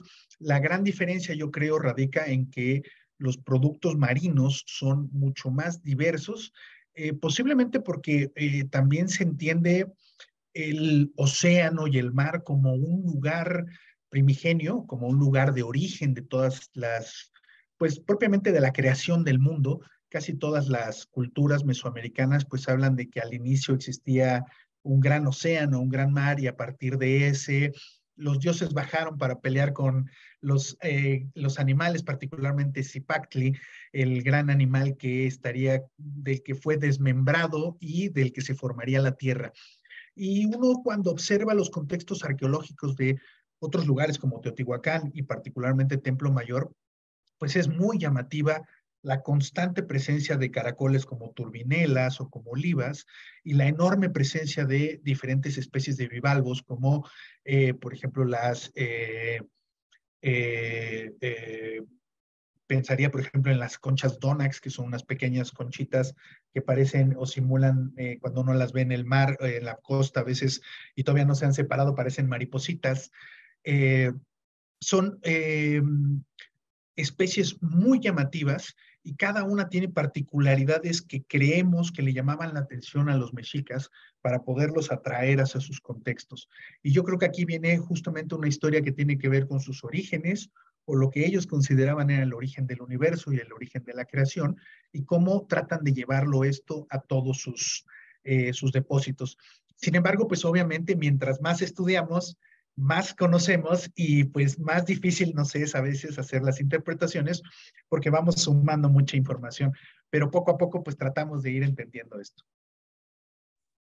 Gracias, Miguel, porque es una gran labor y creo que ahorita mencionaste algo súper importante que es, al principio no lo llevaste de la mano, ¿no? Que incluso hay personas que a veces nos han puesto en las libretas de los comentarios esta idea de que el espacio de Templo Mayor es una pequeña parte de lo que fue toda la gran Tenochtitlan dentro de este contexto lacustre que son estos lagos. Dentro de los lagos pues hay aguas saladas, hay aguas dulces y que adentro en el interior de la isla, de eso el confín del espacio ceremonial es otra cosa diferente a áreas habitacionales. Entonces, sí, por ahí de repente nos preguntan las cosas que se ven, pero en una casa habitacional no las vamos a encontrar aquí por los contextos, ¿no?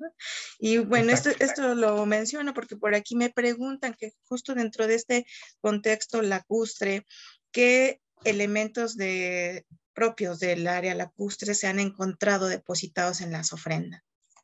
Eso es algo increíblemente curioso. Lo que menos encontramos en los depósitos rituales del Templo Mayor son elementos del lago. Es decir, prácticamente no encontramos, por ejemplo, muchas especies de peces, no solo pez globo, que es del que yo les hablé hoy, pero hemos encontrado muchas otras especies de peces y prácticamente todas son provenientes de cuencas marinas y de zonas muy lejanas. Los peces como los charales, el pez blanco y algunos otros peces que eran endémicos del lago de México no figuran hasta ahora dentro de las ofrendas que nosotros trabajamos. Sería interesante, aunque el público pues también debe entender, que para nosotros lo más difícil que tenemos en Templo Mayor es poder llegar a estudiar, por ejemplo, las etapas 1 y 2. Prácticamente de la 1 no conocemos nada y de la etapa 2 conocemos poco. Y es posible que en estas etapas podríamos encontrar algunos elementos más relacionados, es decir, ofrendas más modestas y seguramente con productos mucho más asociados con el lago, porque era más fácil de conseguir, más fácil de obtener.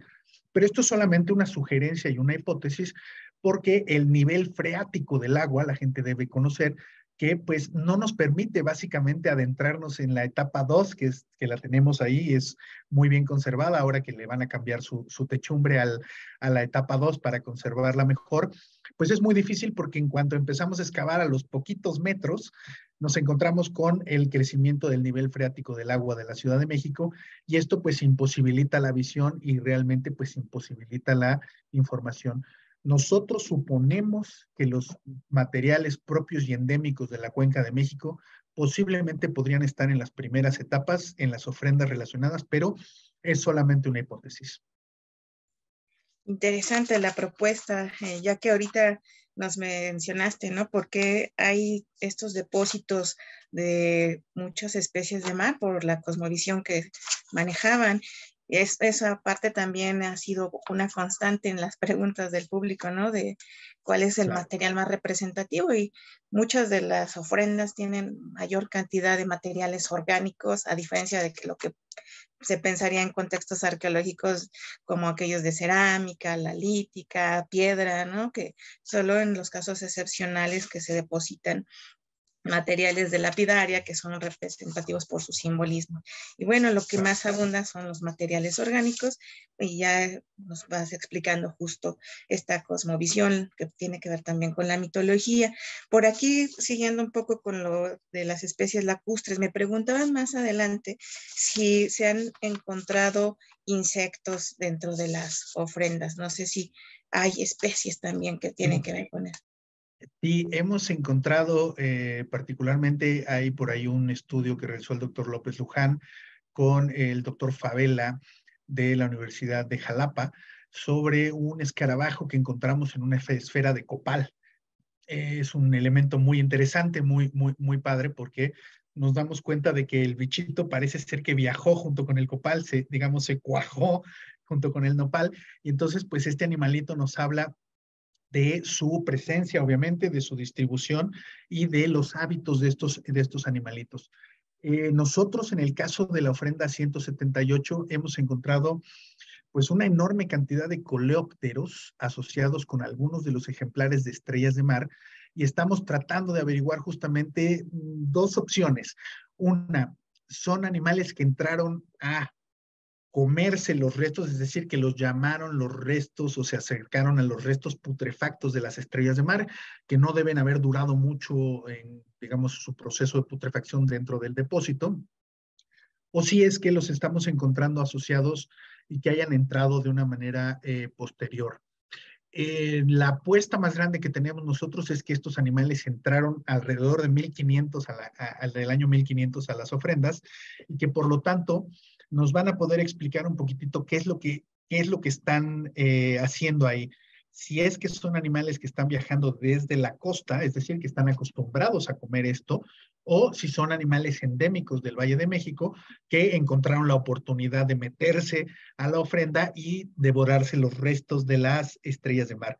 Lo interesante es que, pues obviamente, por lo menos en 2 o 3 ejemplares, sí se nota una, como diríamos vulgarmente, la marabunta de animalitos, porque pues pudimos recuperar pues varias decenas de estructuras de coleópteros que hoy en día pues estamos buscando que nos ayuden a identificar para poder entender cómo es el comportamiento de estos animales, si son carroñeros, si son coprófagos, porque están en una zona también cercana a los cuartos traseros del jaguar, y entonces pues también existiría la posibilidad de que hubieran comido los coprolitos, es decir, los restos fecales del jaguar. Sin embargo, bueno, esto todavía es a nivel hipotético y estamos pues tratando de resolver el misterio de estos insectos.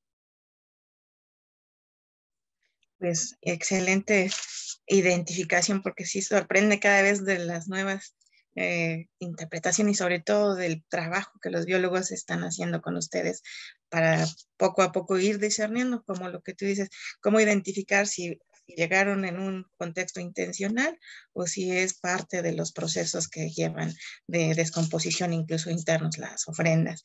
Muchas gracias. Gracias también porque nos mandan información y saludos a toda la gente que nos sigue. Gracias a Rodrigo Rivera por la exposición. Nos dice que muy buena y excelente tu explicación. También nos preguntan por aquí que si al momento de ejercer el control de un nuevo territorio, ¿cuál era la forma de controlar y verificar el cumplimiento en los tributos asignados a diversas poblaciones?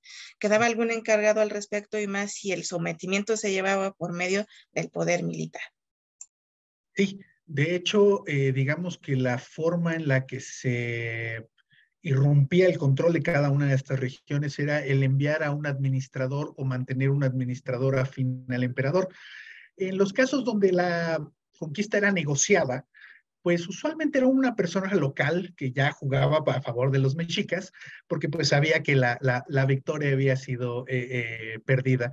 Y entonces estos personajes locales, usualmente pensemos en que lo que debe haber sucedido en cada una de estas regiones es que existía una élite gobernante y lo que nosotros llamamos las élites secundarias, es decir, los primos de los primos que no son los gobernantes, pero que ansían ser porque tienen sangre real y que buscan ser los controladores. Estos personajes seguramente son los principales beneficiarios de que llegaran los mexicas y entonces intercedían y se colocarían probablemente como las nuevas élites de cada una de estas regiones. Y con seguridad jugarían a nombre y a favor de los mexicas. En el caso de las provincias que eran conquistadas militarmente y de manera forzosa, se hacían introducciones muchísimo más violentas. Por ejemplo, la conquista o lo que se sabe de las conquistas del Valle de Toluca es que la región Matlatzinca era bastante aguerrida, dio bastante lata, fue conquistada y a la muerte de los emperadores y pues la población se levantaba para tratar de ser independiente nuevamente y entonces había que ir a quietarlos constantemente. Y entonces, particularmente Moctezuma Huicamina, una de las metodologías que utilizó fue propiamente la de instaurar gobernantes netamente mexicas, es decir, enviar gente a controlar estas regiones y además tomar a parte importante de la población, es decir, un buen porcentaje de la población, y movilizarlos a regiones ya controladas y muy amistosas con los mexicas.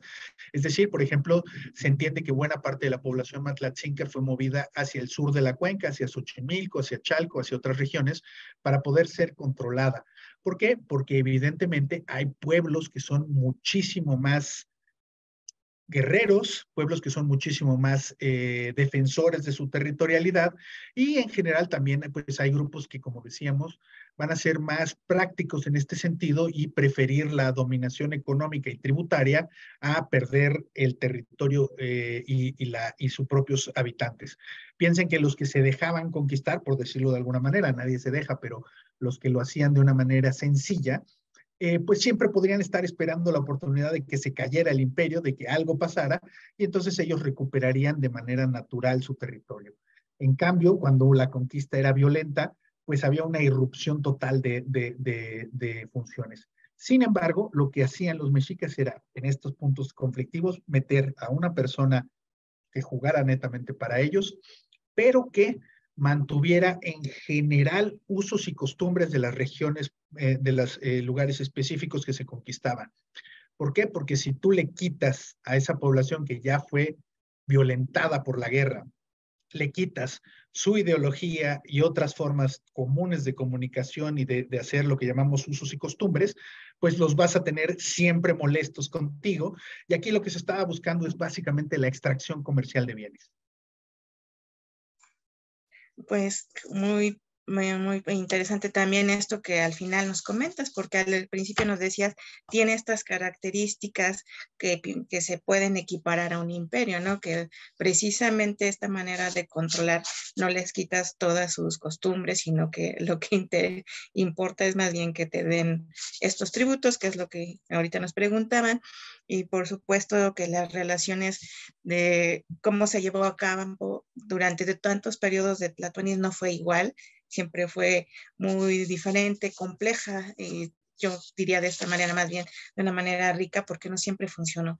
Nos presentabas por ahí un mapita, ¿no? Donde no es la clásica expansión pareja homogénea, sino que las relaciones a veces se jugaron diferente de acuerdo a al parentesco, a las alianzas políticas, a las situaciones, incluso hasta eventos que no podían controlar si eran eventos climáticos, por ejemplo, ¿no? Que hay una etapa en donde no sabías si te podían tributar o los mismos mexicas la pasaron mal. Entonces no siempre fue muy parejo. Y bueno, por aquí nos mencionaban justo que qué tan importante era la matrícula de tributos. Es la base de lo que nos explicas, ¿no?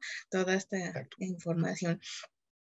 Por aquí me voy a seguir. También nos mandan muchos saludos de Chautla. Muchas gracias al Estado de México que nos sigue, a toda la gente de la parte de Sierra Nevada, ¿no? También por aquí me preguntan, entre las ofrendas encontradas en el Templo Mayor, ¿se encontraron colibrís y cuál era su simbolismo?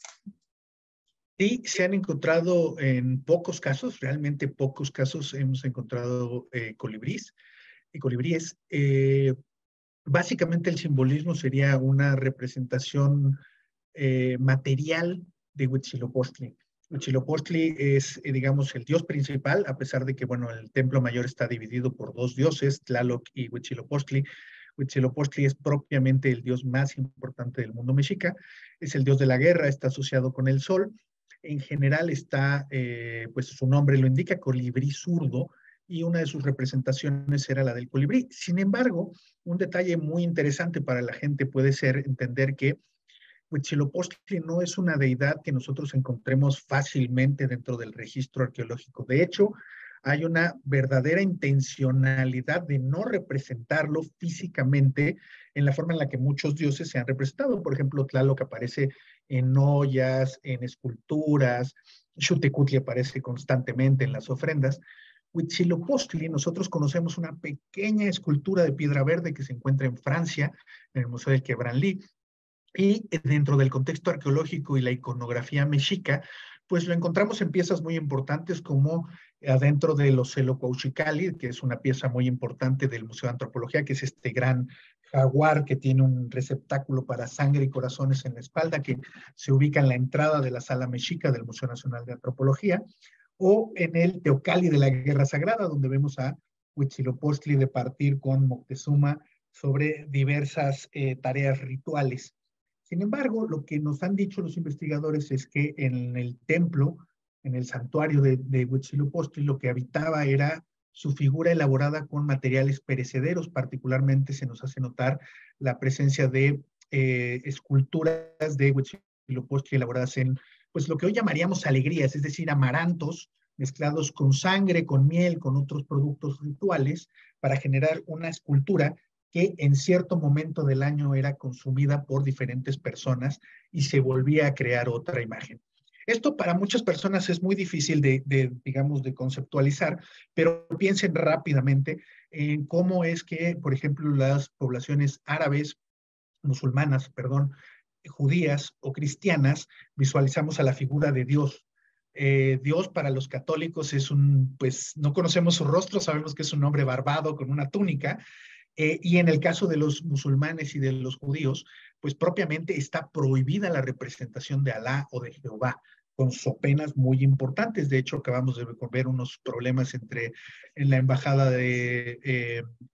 de Suecia en Irak, porque hubo una quema de un Corán, por ejemplo, en Suecia. También ha habido atentados terroristas relacionados con las representaciones de Alá en Francia. Es decir, es algo que de acuerdo con los estatutos de ciertos dioses, es prohibido. Y creemos que Huitzilopochtli cubre con algunas partes de estos formatos porque no es normal no encontrarlo.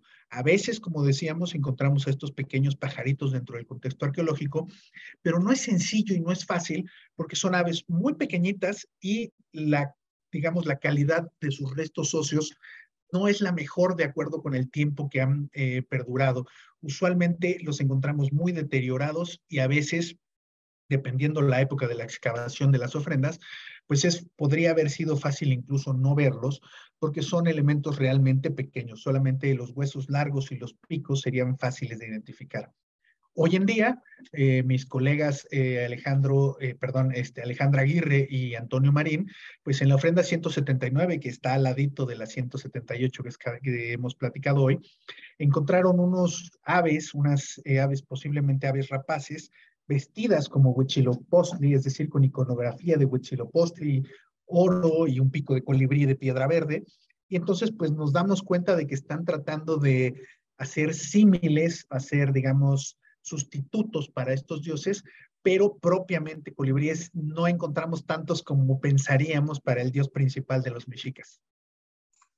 Gracias, Miguel, porque por ahí recuerdo también un contexto de la ofrenda 100 donde los colibríes fueron decapitados y exacto. Lo que mencionan, ¿no? Reconstruir una especie fue muy difícil porque la bióloga tuvo que trabajar a microscopio para poder mover cada uno de los huesos que son a veces de milímetros, ¿no? Entonces es un trabajo súper minucioso y recuperarlo en las ofrendas pues es también una tarea de operación prácticamente.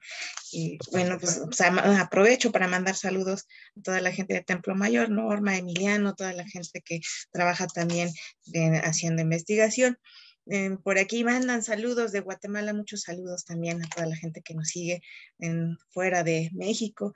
También me preguntan por aquí que seguramente el depósito de ofrendas más relevante pues de lo que presentabas, pero me dicen que en tu opinión, ¿cuál es el avance que se pudiera establecer en porcentaje y desde luego el resto de las ofrendas en dicho lugar? ¿Qué tanto falta? Pues mira, yo creo que la verdad debemos conocer tal vez la mitad de lo que por ahí está depositado. La tarea de encontrar uno de estos depósitos es pues muy larga. Yo, por ejemplo, estuve entre el año 2017 y finales de 2019 haciendo pues, literalmente hoyos muy grandes y retirando amplias porciones de los pisos de las plazas, buscando los límites del edificio del Cuauhxicalco y obviamente este tipo de depósitos, pero nos da la impresión ahora de que estos están bastante más alineados de lo que nosotros suponemos y entonces seguramente hacia el futuro podremos hacer una investigación un poco más selectiva de los lugares donde vamos a buscar. Sin embargo, es muy posible que todavía hayan cientos de depósitos enterrados dentro del área de la zona arqueológica del Templo Mayor, porque nosotros pues hemos concentrado parte de nuestras atenciones en propiamente las etapas que hemos visto y que fueron trabajadas y descubiertas desde la década en 1978 hasta mediados de los años 80 por el maestro Eduardo Matos.